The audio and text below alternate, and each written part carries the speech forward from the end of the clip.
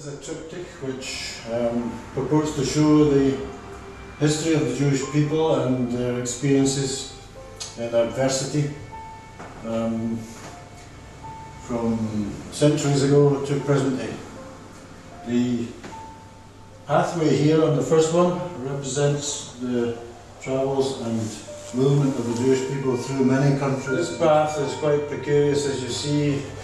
You may not survive the traverse, and the darker shapes represent periods where there was a full pogrom massacre, and ultimately the path leads to this conflagration here, which is the Nazi era in Germany. Here on the cliff face you have the shtetls on an impossible angle. Of course they're destined to fall, they're burning as the Jewish people move through Eastern Europe up to the Baltic. The clouds of smoke. First of all, the barbed wire here represents the camps in Poland and elsewhere. The smoke, of course, and the dark colour represent the ash of the victims, human ash. And then we move to this image, this generic image, which depicts through the use of blue as the Jewish colour and the violin as a symbol of the culture, being played by this figure which is on fire. If you think of the burning bush, you will see that the culture is not consumed, simply on fire, and the violin is impervious to the flame. The background is a landscape of human ash, the sum total of all the gassings and cremations and murders over a period of years. This one is about the wound, which stretches down as far as the eye can see. You have mountains here. They are not part of the landscape, they are mountains of Jewish possessions, of Jewish hair, spectacles, suitcases, etc. Everything looted from them and everything taken from their bodies. Here we have an echo of the monuments that have been erected in recent years.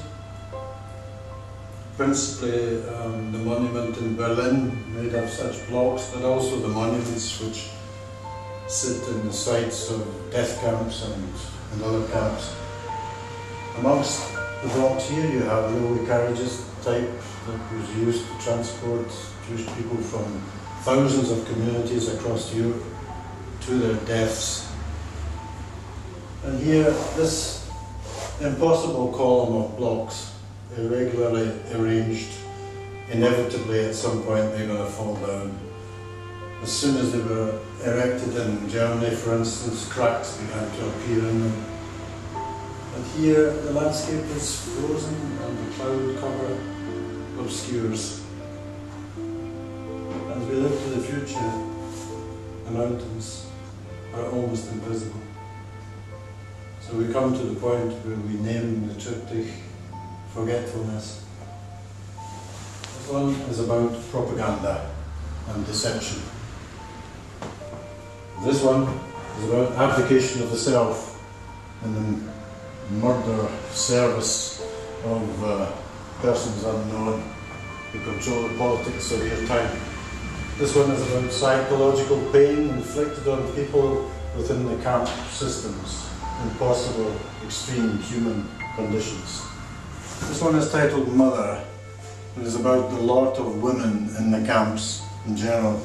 She has been brutalized, she has witnessed the death of her child, she has had her hair shorn, and in death she will have her teeth pulled. It is titled Doctor. Doctors who operated within the camps without anaesthetic, experimental operations and infliction of disease deliberately, placing people in freezing conditions and simulating altitude problems and having salt water injected into the veins, etc. Quite simply, it depicts the brutality of infanticide. Here, quite simply, we have the gas chamber, or a gas chamber, and we have the Zyklon B crystals being dropped through. And here we have the crematorium. Here we're talking about the revisionist historian who seeks to minimize and deflect blame and guilt for past crimes. Here, scales of justice, held aloft by a reptile who invades justice behind the blindfold. Here we have a print titled Schindler's Gates, which depicts the sanctuary of many Jewish people in a factory, protected from the brutality of the German regime.